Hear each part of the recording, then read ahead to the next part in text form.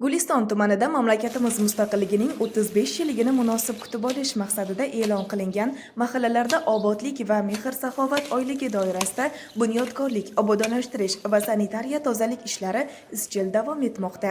Bugun erta tongdan Ahmad Yasaviy va Ahillik mahallalari aholisi, mahalla faollari hamda nuroniylari hamjihatlikda hashar uyushtirib, hududlarni obodonlashtirish, ariq zovurlarni tozalash, ko'cha chetlarini tartibga keltirish va sanitariya ishlari bilan shug'ullandilar. Shu bilan birga o'rganishlar davomida ayrim ko'chalarda obodonlashtirish ishlari talab darajasida emasligi aniqlandi.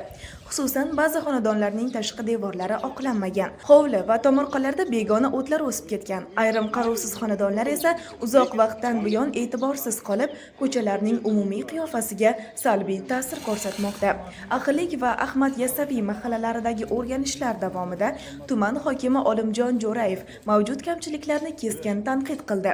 Tuman rahbari faqat ko'chalarni suv sepib supurish bilan obodonlashtirish oyligining maqsadiga erishib bo'lmasligini ta'kidlab, mahalla yettiligi faoliyatiga tanqidiy baho berdi hamda mas'ullarga so'nggi ogohlantirishlarni bildirdi. Mutasaddilarga xonadon egalarini ogohlantirish, qarovsiz hududlarni tartibga keltirish, tomorqalarga ishlov berish, tashqi devorlarni oqlash va obodonlashtirish ishlarini jadallashtirish yuzasidan aniq topshiriqlar berildi.